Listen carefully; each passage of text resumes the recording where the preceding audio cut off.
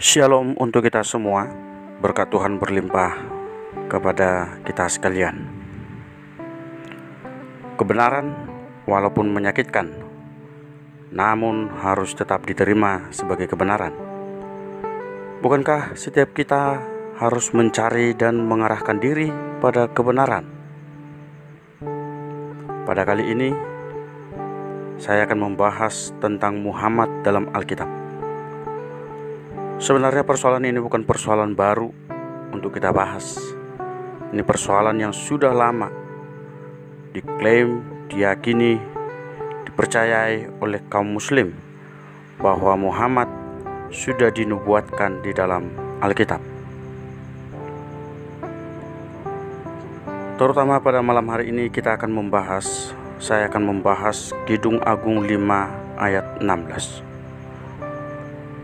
Ustadz yang sering kita dengar, yang mungkin kita kenal, Ustadz Abdul Somad mengklaim hal ini. Saksikan videonya. Katanya Nabi Muhammad itu ada maktub tertulis di Taurat, di dalam Taurat. Ini silap-silap kita nanti diuji orang. Kata kitab kalian ada nama Muhammad itu tertulis. Ya, nih buka aja. Buka dari awal sampai akhir. Mana? Bukalah dari awal sampai akhir. Tak ada nama Muhammad di situ. Nengoknya dari bawah. Kata-katanya manis semata-mata. Segala sesuatu padanya menarik. Demikianlah kekasihku, demikianlah temanku. Hai putra-putri Yerusalem. Ini ucapan Musa. Musa bercerita bahwa akan ada nanti Nabi terakhir, orangnya kata-katanya manis, segala sesuatu padanya menarik, demikianlah kekasihku, demikianlah temanku. Dia kekasihku, dia temanku. Hai putra-putri Yerusalem. Inggrisnya, his voice and speech are exceedingly sweet. Yes, he is altogether lovely. Ini yang jadi masalah.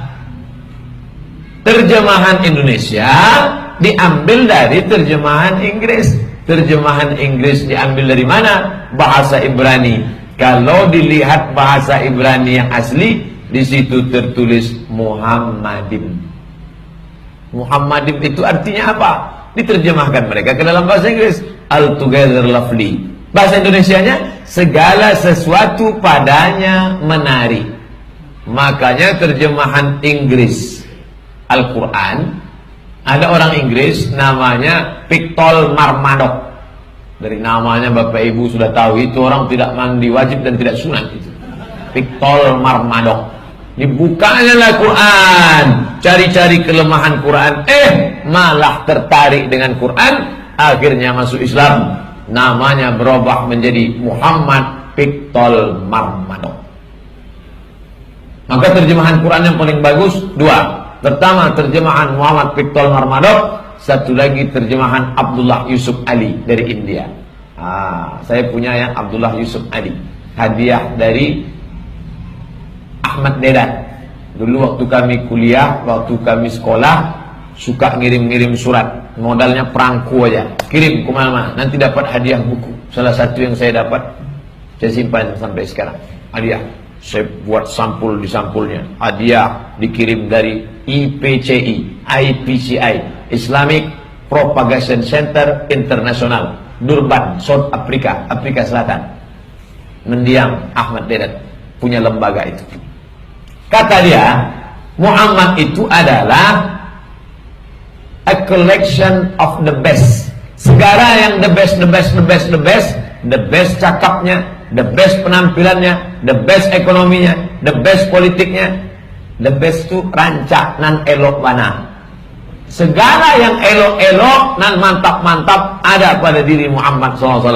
Itu kata terjemah dia, altogether lovely, segala sesuatu padanya menarik.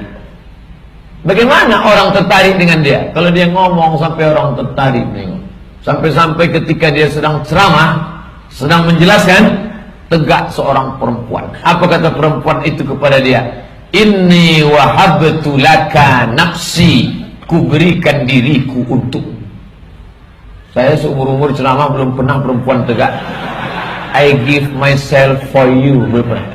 Kalau lewat FB ada. Sudikah kau menjadi imamku? Ada. Tapi kalau langsung sedang ceramah belum. Tapi Muhammad sampai terpukau, sampai orang itu memberikan dirinya kepada Nabi. Kenapa? Altogether lovely. Segala sesuatu padanya menarik. Salahkah terjemahan itu? Tak salah. Terjemahan ini tak salah. Lalu salahnya di mana?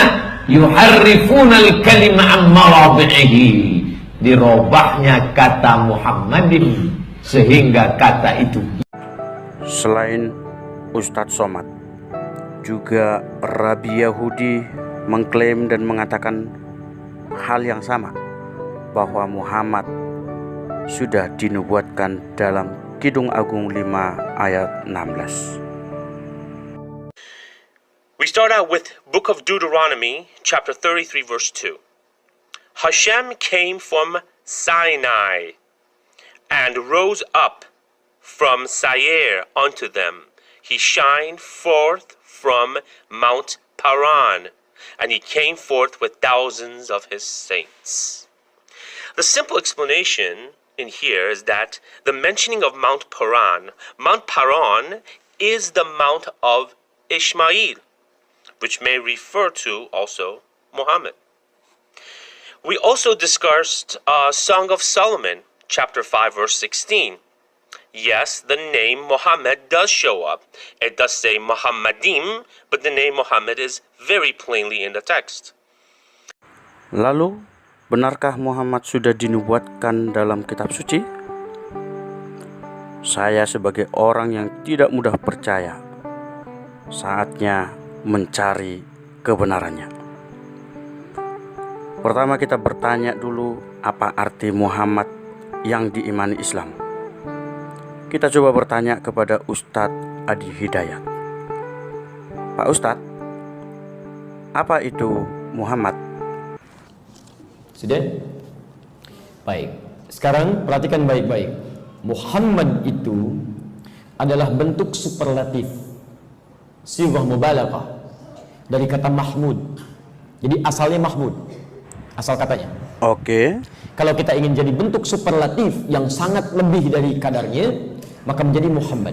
Oh. Asal kata Mahmud adalah sifat baik terhadap makhluk. Oh. Satu sifat baik terhadap makhluk. Jadi kalau seseorang punya satu sifat baik secara sosial dengan lingkungan sekitarnya, satu sifat aja, maka orang Arab dalam bahasa menyebutnya dengan Mahmud. Oh gitu. Misal, ada orang yang suka memberi, tapi nggak sabaran, tapi suka memberi. Cepat kasih, kau telat, cepat kasih, kau telat, itu kan? Padahal baru dikasih. Terus? Misal, nah sifat satu kebaikan ini kalau terkait dengan makhluk maka disebut dengan Mahmud. Oh. Tapi kalau terkumpul nilai-nilai kebaikan yang tak terlukiskan, baik, suka berbagi, sabar, jujur, toleran dan sebagainya, terkumpul dalam satu makhluk, satu sosok, maka berubah namanya jadi bentuk superlatif. Dari Mahmud jadi Muhammad. Oh. Kenapa Nabi ini disebut dengan Muhammad sallallahu alaihi wasallam? Nama populer melekat pada sifat beliau karena Masya Allah tak terlukiskan sifat baiknya terhadap makhluk. Masa sih? Kalau ada yang bersedekah, beliau yang paling banyak. Kalau ada orang jujur, beliau yang paling jujur. Kalau ada yang dicela dan disiksa, beliau yang paling sabar. Sedang ruku, tiba-tiba disimpan kotoran di punggungnya, beliau tidak marah. Jalan ke Taif dilempari dengan batu, bukan dengan kata-kata, dengan batu.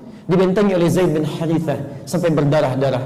Apa yang terjadi? Diajak untuk berteduh, kemudian berlindung di bawah pohon.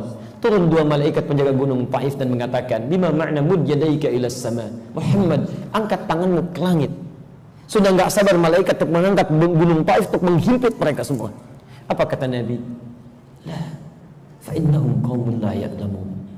Fa innahum qaumun la ya'lamun. Tolong jangan lakukan. Mereka hanya belum tahu saja.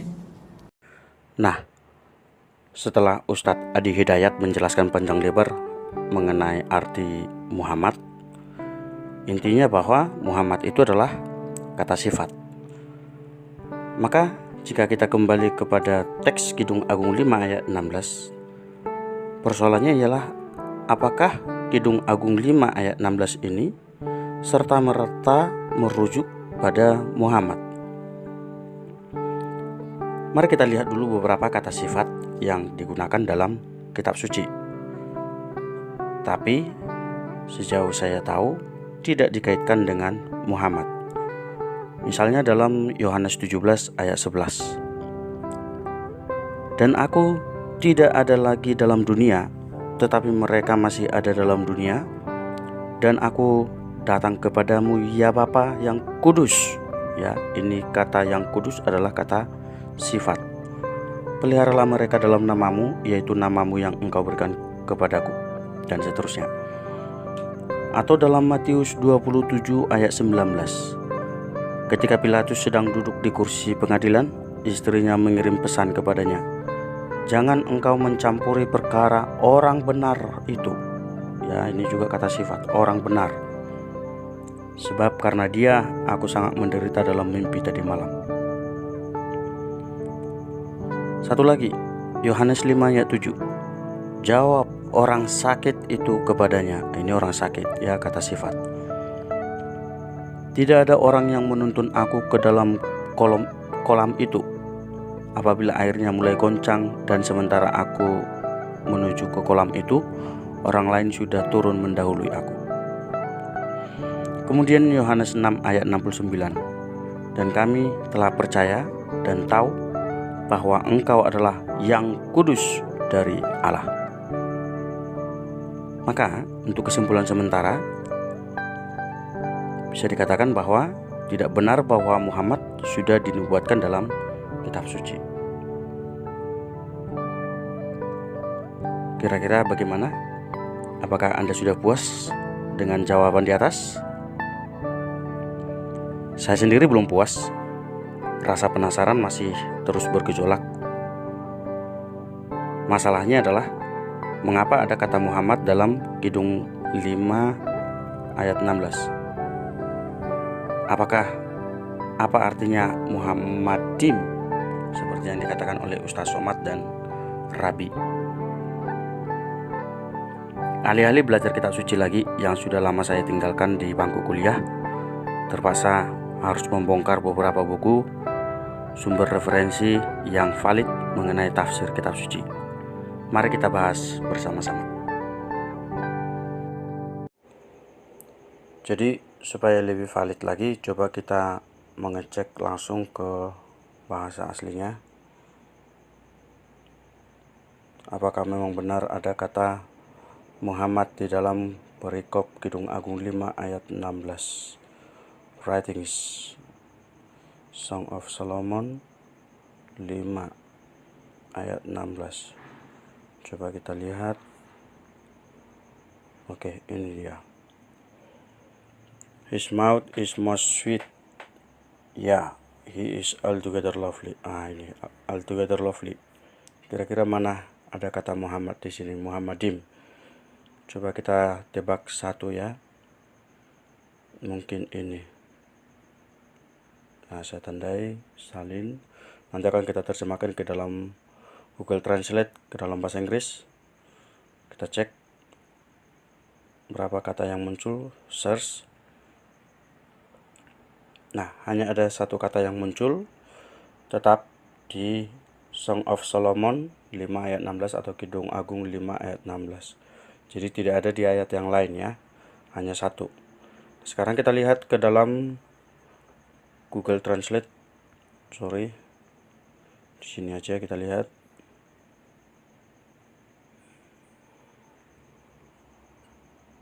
Kita cari apa artinya teks dalam bahasa Ibrani tadi. Ya, dalam bahasa Ibrani ke dalam bahasa Inggris. Oh iya betul. Ya, jadi teks yang kita copy tadi diterjemahkan ke dalam bahasa Inggris. Jadi tidak bisa disangkal, memang benar bahwa ada kata Muhammadim di dalam kitab Kidung Agung 5 ayat 16. Itu sudah pasti. Nah, tapi persoalannya kenapa ada kata Muhammadim di sana? Sementara dalam bahasa Indonesia diterjemahkan menjadi sungguh sangat digemari atau dalam bahasa Inggris altogether lovely. Mari kita bahas lebih lanjut lagi. Jadi sekali lagi teman-teman, para pendengar sekalian, kita sudah melihat bahwa tidak bisa disangkal memang ada kata Muhammadim di dalam Kidung Agung 5 ayat 16. Ada kata Muhammadim.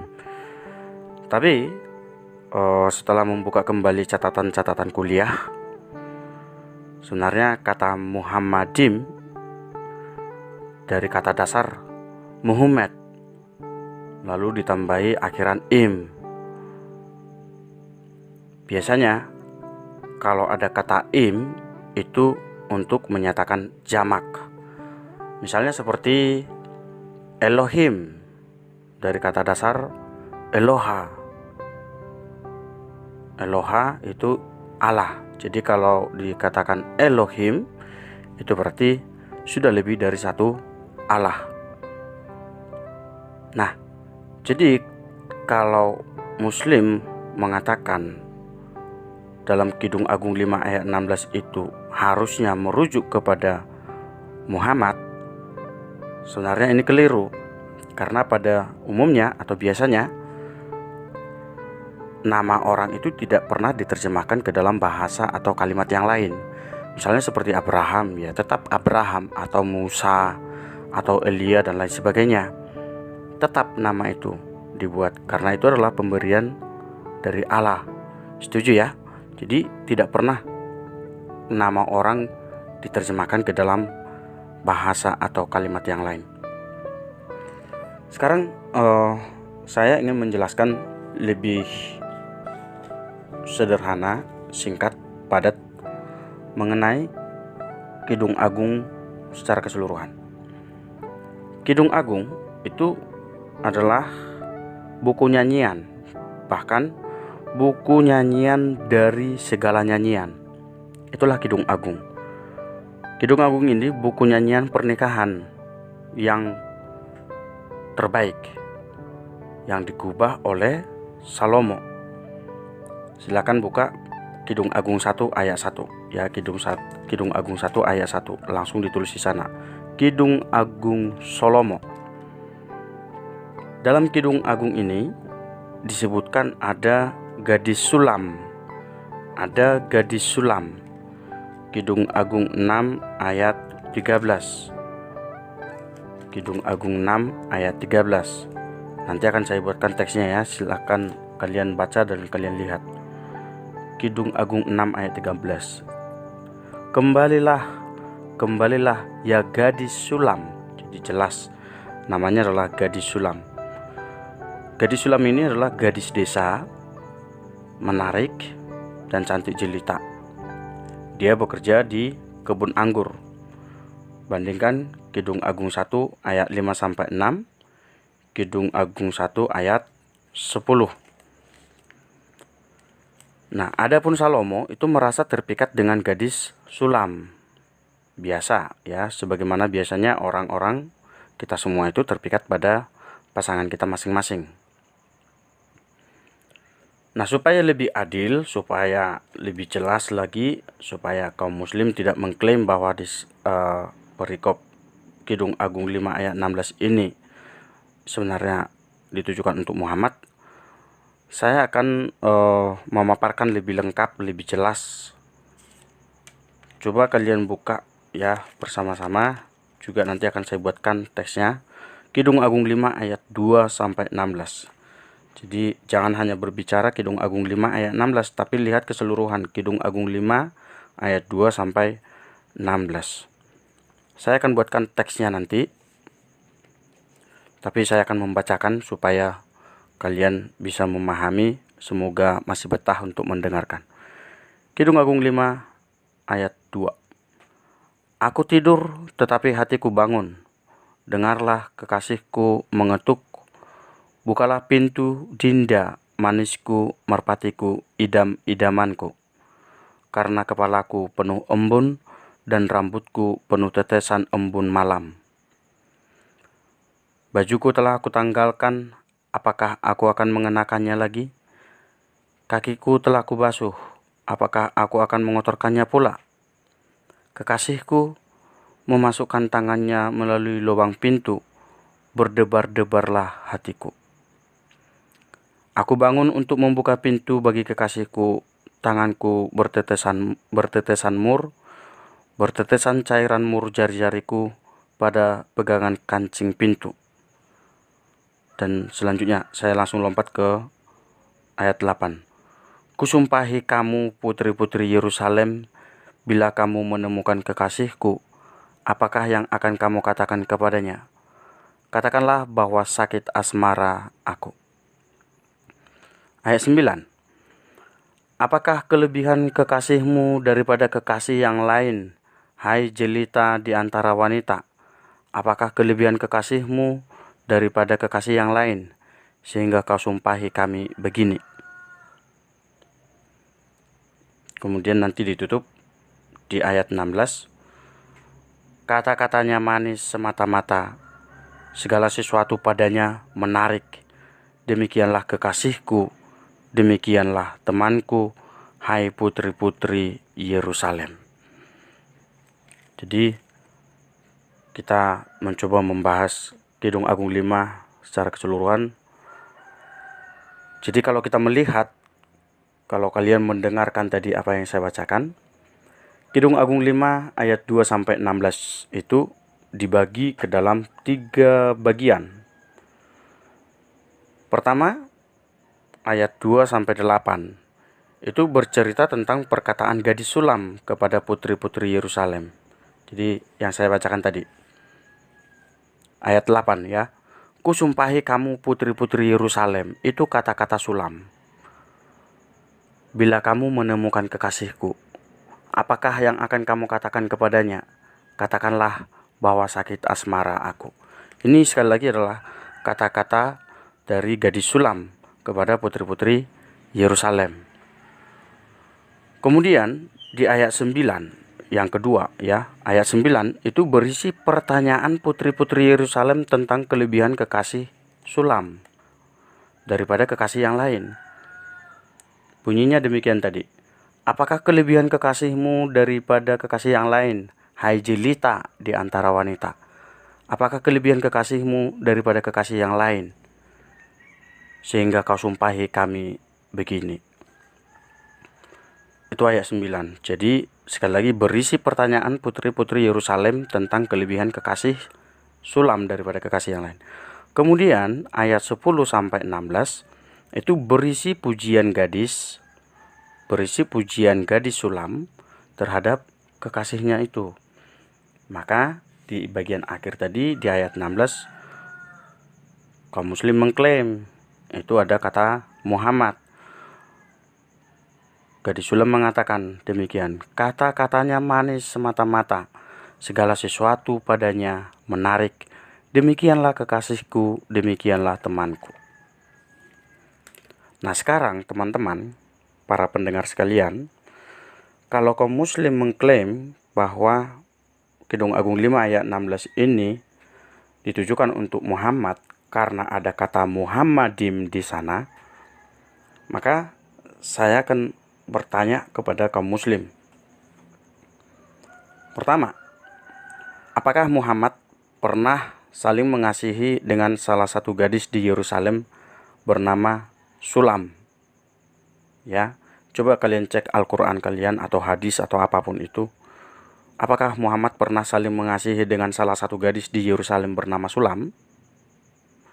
Yang kedua, adakah seorang di antara istri-istri atau budak-budaknya Muhammad yang memuja-muja Muhammad persis seperti yang dilakukan oleh gadis sulam ini? Ada enggak? Yang ketiga, apakah pernah salah seorang dari istri Muhammad saling berbicara tentang kelebihan Muhammad dengan para putri di Yerusalem? Pernahkah salah seorang dari istri Muhammad itu berbicara tentang kelebihan Muhammad dengan para putri-putri di Yerusalem?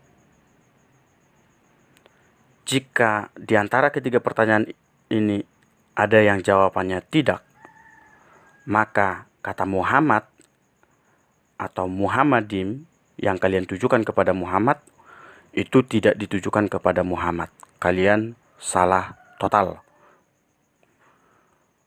Nah, sekarang lalu mengapa ada kata Muhammad dalam perikop Kidung Agung 5 ayat 16. Mengapa ada kata Mahmadim atau Muhammadim? Sekali lagi, ini adalah kata sifat yang ditujukan gadis Sulam kepada kekasihnya, bahwa kekasihnya itu menarik, altogether lovely, sehingga gadis Sulam itu menginginkannya, Mahmad, yang diinginkan atau yang diingini, Mahmad, ya. Jadi karena itu, bagi kaum muslim yang mencoba mengubah Mahmadim menjadi Muhammad, ini adalah kesalahan fatal dalam tata bahasa. Jangan hanya karena homofon atau karena kesamaan bunyi lalu dicocok-cocokkan. Ini namanya ilmu cocokologi, ya. Saya menantang, jika ada memang kaum muslim yang berintelektual, yang berminat, yang serius mau belajar, coba kalian cari kata Mahmad dalam kitab suci bahasa Ibrani. Sekali lagi, saya tidak bisa bahasa Ibrani, tapi saya yakin masih ada kata-kata Mahmad yang ada dalam kitab suci Ibrani. Tetapi ini tidak ditujukan kepada Muhammad. Ini hanya untuk kata sifat, ya. Jadi untuk kalian semua silakan belajar, dan semoga apa yang saya sampaikan ini berguna bagi perkembangan iman kita sekalian. Tuhan Yesus memberkati.